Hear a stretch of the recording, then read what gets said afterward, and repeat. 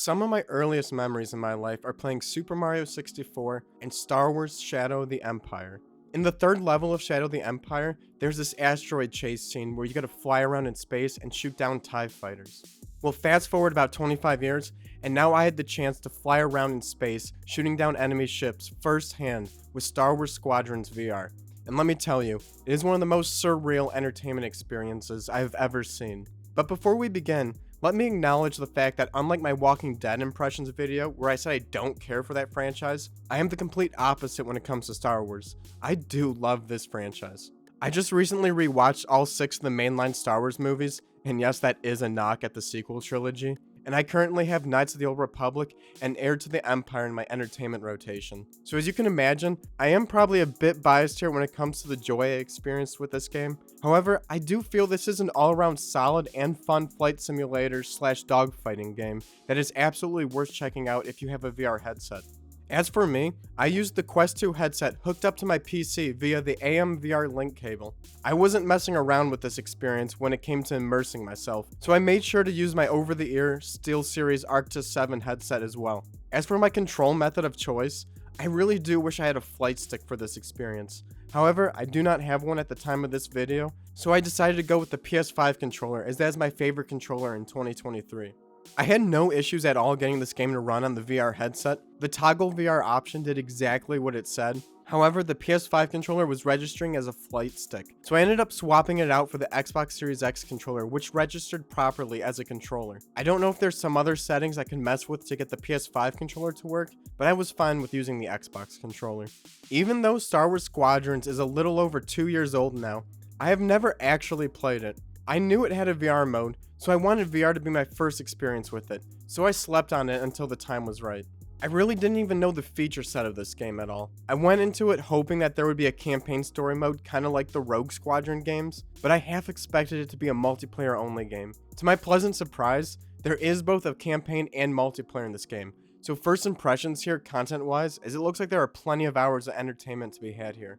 But the VR immersion experience is where the wow factor was for me in this game. Immediately in the first scene of the game where you are sitting in the pilot seat of the TIE fighter, it is just the absolute coolest feeling ever. I feel like I've underestimated sit-down VR experiences like this. This may be even better than standing VR, as you don't really need to worry about room scale or swinging your arms around and hitting stuff.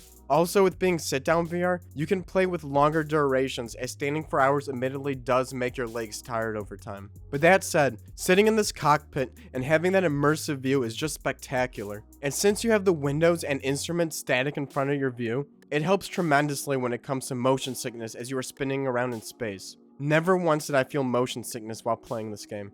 The game has a few extra mechanics in it, such as routing your ship's power to your lasers or engine. You can micromanage this to get stronger firepower or fly faster in certain situations. I'm sure this is something that's going to give the game some more depth down the road after more hours of gameplay, but really the immersive flying is compelling enough for me to continue to revisit this game.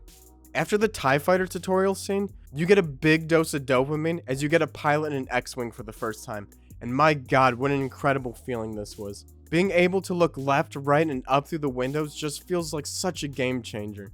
I actually wonder if this is considered an advantage over non-VR players, similar to first-person shooters with how mouse and keyboard have an advantage over controller players, unless you're playing Modern Warfare 2, where they say the controller aim assist is actually better than the mouse and keyboard. Does VR have an inherent advantage in a dogfighting game like Star Wars Squadrons? But one of the first things I thought of while playing this game is just how perfect a franchise like Star Fox would be in VR. I've mentioned my hopes for Nintendo to incorporate VR into the Switch 2 system before, and this is just another example of how perfect Nintendo IP would work with VR. I feel like they have been stuck with the Star Fox franchise for some time, and this is exactly the direction that franchise needs to go.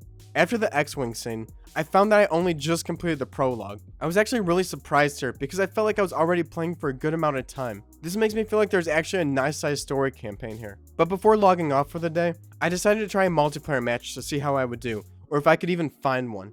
It took about a minute and a half to find a match, which isn't terrible for a 2-year-old game. I really didn't imagine it would have a banging population or anything like that. I actually did pretty well in my first game. 7 kills, 3 deaths, and 4 assists. I played with some people almost level 70, so I don't know if VR actually does give an advantage here or not, but it was definitely a fun multiplayer experience. All in all, I absolutely loved this game. I think it's a perfect game to hop in even just for an hour of entertainment. My biggest regret here though was not having a flight stick, as it just felt like it would have made this experience even more immersive than it already was. If you have a VR headset, even just the Quest 2, and a VR capable PC, then I cannot recommend this game enough. Definitely do not sleep on this game for as long as I did. And if you just got a Quest 2 and are in need of a link cable still, then I'll leave a link down in the description of my review for the same link cable that I used. Are you an experienced VR user and have already played this game? Let me know your thoughts down in the comments if there are any similar games you recommend I try out. If you are new to the channel, then make sure to subscribe if you enjoyed this video, as I have plenty more VR game impressions and review videos like this planned for 2023, especially some more Star Wars related ones. If you made it this far in the video, then thank you for watching, and I'll see you next time.